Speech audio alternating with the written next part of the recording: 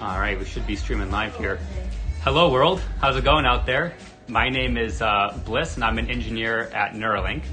And I'd like to introduce you to the first ever user of the Neuralink device. And I think you're my only telekinetic friend that I have. Yeah, I hope so. Yeah, not many more of those out there. You want to introduce yourself? Yeah, my name's Nolan Arbaugh. I'm 29 years old. About 8 years ago, I was in kind of a freak diving accident and dislocated my C4, C5. So I'm a complete quadriplegic. So I'm paralyzed from below the shoulders. I have no sensation or movement below my level of injury, so below my shoulders. Yeah, that about covers it, right? Do you want to introduce some of your dogs here? Let me flip Yeah, the camera absolutely. so you guys can see. You got dogs all over the place. Yeah, that's Montana. The one walking by is Grace. Gracie! Gracie, come here. Hi, Grace. How's it going, Gracie? Yeah. All right. This is what people did. Yeah, they're just here for the dogs. All right, yeah, so while he's been introducing himself, let me just flip the camera on so you can see what Nolan's been doing. Yeah. Let me come over here. Do you want to explain a little bit what's going on here? Yeah, so I love playing chess, and so this is one of the things that y'all have enabled me to do, something that I wasn't able to really do much the last few years, especially not like this. I had to use like a mouse stick and stuff, but now it's all being done with my brain. If y'all can see the cursor moving around the screen, that's all me, y'all. It's pretty cool, huh? Actually, can you pause the song just for the audio coming through? And that was also done with your brain? Yep. It's all brain power up there. Can you explain a little bit just to people who maybe don't have any context on this field or what's going on here? Yeah. How are you able to actually move the cursor? Yeah, so we started out with trying out a few different things. We basically went from what we call kind of differentiating, like imagined movement versus attempted movement. So a lot of what we started out with was attempting to move. So I would attempt to move, say, my right hand, left, right, forward, back to move. And from there, I think it just became intuitive for me to start imagining the cursor moving. Basically, it was like using the force on a cursor, and I could get it to move wherever I wanted. Just stare somewhere in the screen, and it would move where I wanted it to, which was such a wild experience. This guy wants to know if you feel like a wizard. Yeah, right. It's crazy. It really is. It's so cool. I'm so freaking lucky to be a part of this and stuff. I mean, every day it seems like we're learning new stuff, and I just can't even describe how cool it is to be able to do this.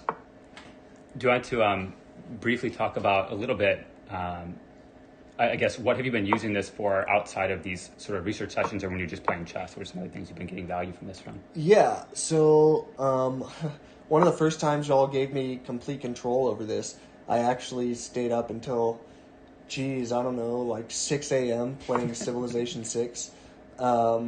It was worth it, I guess is the best way to put it. It was awesome. I had basically given up on playing that game just because of how, it's a big game, and the amount of time that it takes to sit in on it it's just a lot, and I have to worry about a lot of things, getting pressure sores and things like that. So I just wasn't really able to play it as much as I wanted to, and y'all gave me the ability to do that again, and I played it for like 8 hours that day. So I do that. I read sometimes. 6 p.m. to like 2 a.m. Yeah, or something? it was a lot. I'm giving you all my bad habits, man. Yeah, I know, right? Yeah, it was awesome. So I did that. I read. I like learning languages. I'm learning like Japanese right now. I'm learning a bit of French. Maybe for the audience who isn't super familiar with assistive technology, why couldn't you play Civ before? What was tricky about that, or what was about the Neuralink that made that possible for you? Yeah, so one of the big things, honestly, was that I think I just got checkmated. The only way I could play it was through pad, and that didn't allow me to play online at all, so that kind of sucked to begin with. But I... Would you play that like at 2 a.m. before? Or what was the Oh no, there was no way. There was no way for me to do that. Because when I'm sitting up playing on, say, like my iPad or something, I need complete help from, say, my like parents or something to do it. And I just didn't have that capability to like keep them up all night. That's just not something I would ever want to do. So basically, I would have to go down when everyone went to bed in my house, my brother, my parents, something like that.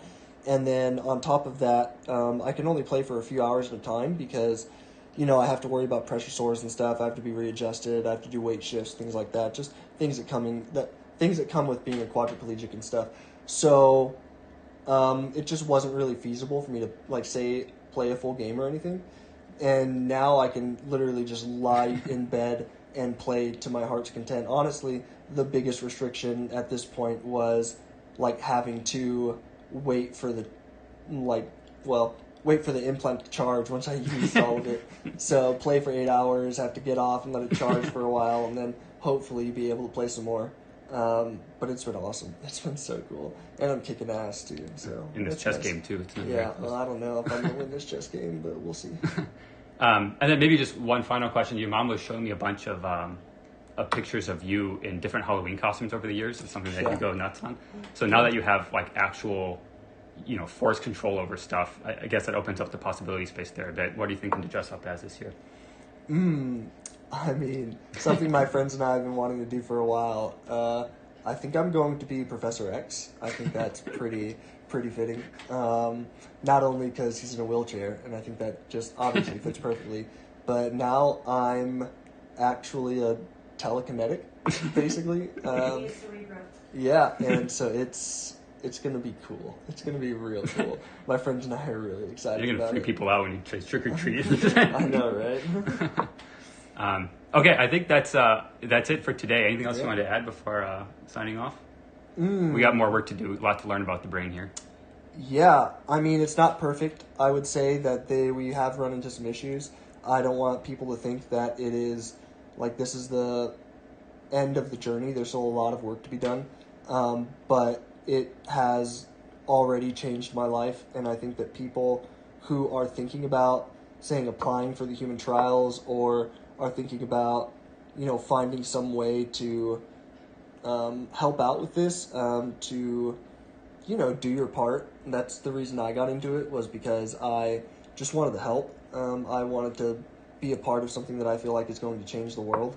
I think, like, there's nothing to be afraid of with that. The surgery was super easy. I literally was released from the hospital a day later.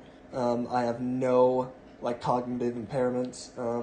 Well, I guess none that were caused by the surgery. I beat you in chess like once, so yeah. Yeah. I do have a pretty good record in chess right now. As far as just like, yeah, but yeah, I just think that it's really awesome, and I want to thank Neuralink for doing this, for working hard every day to make this, you know, a reality. I think that they are going to change the world. Be a part of it. So thanks, guys, and I'm looking forward to releasing some of the on. Yeah, so I guess we're going to end here, but yeah, we're going to plan to release more in the coming days. So if you want to stay in touch with what's going on here and hear more from Nolan and his work, just follow along here on Twitter. Thank you, everyone. Yeah. See y'all later. Bye.